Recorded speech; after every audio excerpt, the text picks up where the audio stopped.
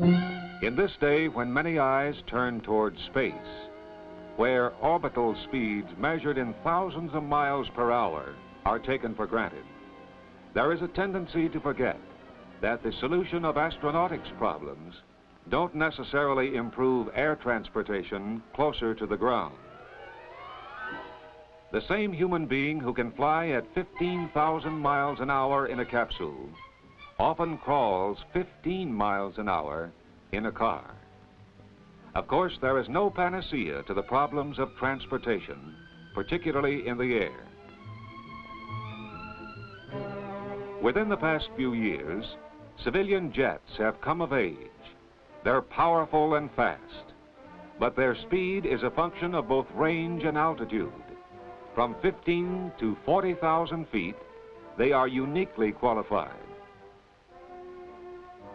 And their private and commercial piston-engined brothers, slower with shorter range, more versatile, make extremely efficient use of the altitudes from 7 to 15,000 feet. However, the effective use of the airspace closest to our Earth's surface presents one of the greatest challenges to our decade. And it's in answer to this need that Bell has designed the 204B.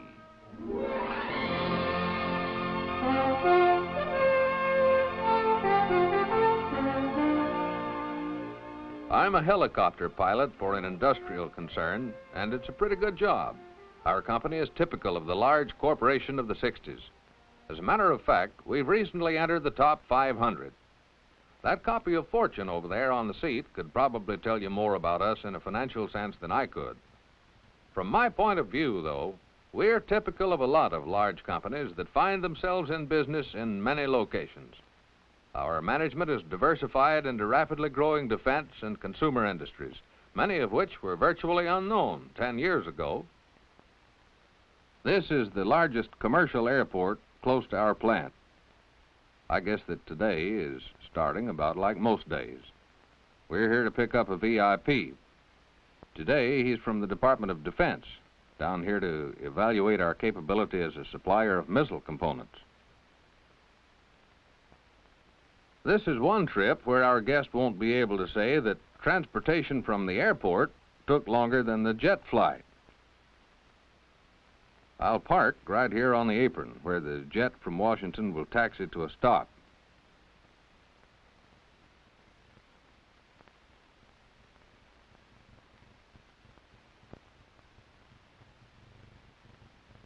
I always get a thrill when it's someone's first flight in a 204B. It's quite a different experience from other helicopters. Most people are surprised at the fact that we need no warm-up, and even the non-technical visitors seem to appreciate the simplicity of the cockpit and pilot controls and the all-around visibility. They're usually impressed by the general comfort and low noise level and the hands-off capability during normal and high-speed cruise. There really isn't too much time to show them much before we're touching down in front of the corporate offices, and I mean in front. We found the one thing you can give the man who has everything is time, and we try to make efficient use of our guests' brief visits. The management of our company is quite dynamic. There's a friendly informality that pervades the organization from the top right on down. Even management is sort of the hard hat variety. Briefing conferences are usually pretty short, the minimum of words, few charts, mostly getting the interested visitor out to see some of our operations. Instead of just telling them, we show them, and our 204B accents that point. This is what I mean. The initial conference is over, and we're ready for takeoff. The first site is about 60 air miles from here, almost 100 by the highway, but we'll be there in about 20 minutes. That's better than 130 miles an hour. And we don't have to worry about heavy highway traffic.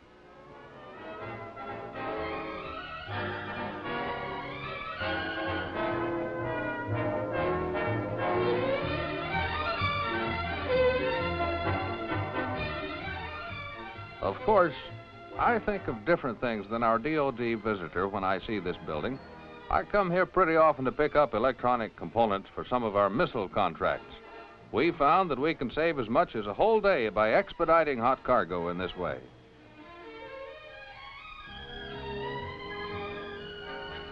That plant down there is one of our heavy machinery plants. They make construction equipment like pumps and compressors, which are used on jobs around the world.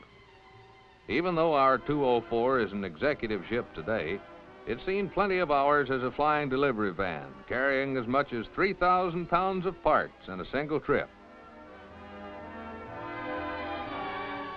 Next is our data processing center, and I draw a blank when it comes to this equipment. I do know that a lot of our business efficiency depends on results these machines turn out. When the main office is in a hurry for inventory or cost breakdowns, I often carry tapes or punch cards over here for processing. We've completed our tour in just a few hours, and our visitor is ready to return to Washington. He seemed impressed with our corporate capability. Also the time our 204B tour saved for him. I remember how our company got into helicopters. We were subcontractors on a hydroelectric construction job in British Columbia, and without helicopters, our work would have been impossible. From the very first surveying to the building of a city hacked out of the wilderness, the whole operation depended on helicopters. At that time, the 204B wasn't available, and the smaller Model 47 was the workhorse for the whole operation.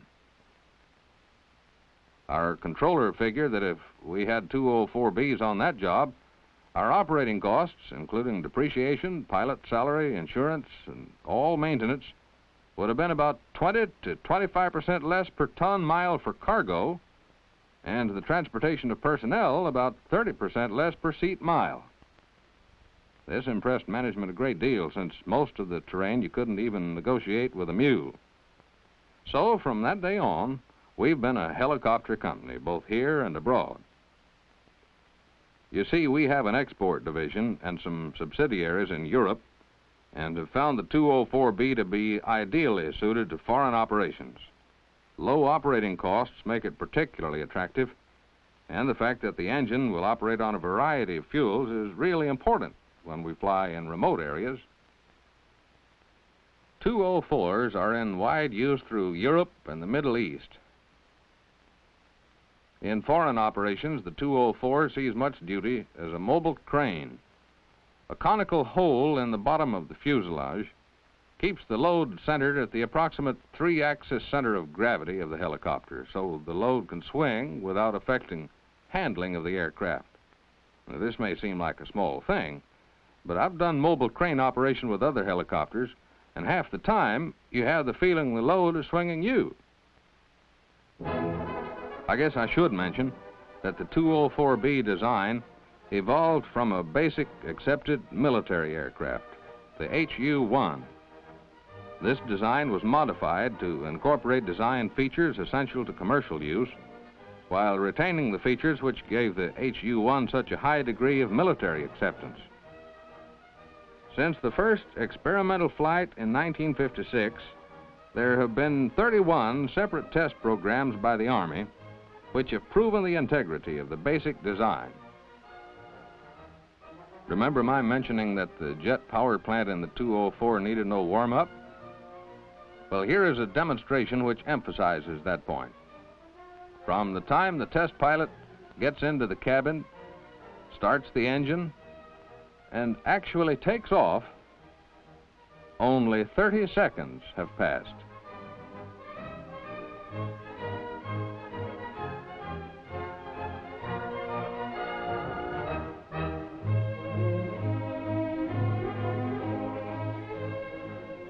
In less than 60 seconds, the helicopter is more than a mile away.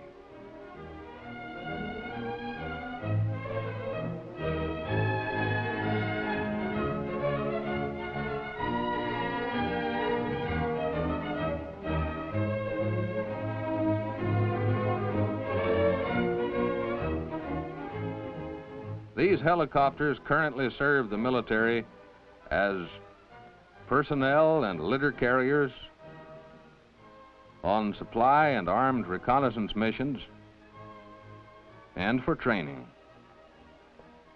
Bell HU-1 helicopters with Army pilots swept 5 world records in a single month, records formerly held by predominantly Russian and French aircraft. Military service has also dramatically proven the fact that the 204B doesn't worry about the weather. In fact, it can fly in 95% of the weather, which grounds other aircraft. It's operated less than 200 miles from the South Pole. There, at the bottom of the Earth, it's made many landings and takeoffs from the top of 12,000-foot mountain peaks. Engine starts are possible as cold as 65 degrees below zero. Major overhaul doesn't occur until 1,000 hours. That's the equivalent of 120,000 miles of travel. Deliveries of this aircraft are already in the high hundreds, and contracted production now gives Bell a higher daily output than any other manufacturer in the world. So the 204B isn't an experimental prototype, but a civilian counterpart of the most successful military helicopter which has ever flown. Even though I had flown HU-1s in the Army, I was pretty excited when I picked up our first 204B at the Bell plant. A pilot can tell a lot about any aircraft by its pre-flight check. When the engineers have a simple, straightforward ship like the 204B, it shows in the maintenance aspect of the design. Typical is this electronic compartment with modular units, easy to pre-flight, simple to change if a bench check is required. This cockpit shows a real concern for comfort and convenience, making the pilot function at his highest skill. Passengers like this full opening door, and the cabin is designed just like the most up-to-date jet airliners. Seats are easily stowed or removed to provide a versatile interior space for cargo. The engine and transmission is completely accessible by a removable cowling, and it's located above the helicopter structure. The sight oil level gauges are easy to check.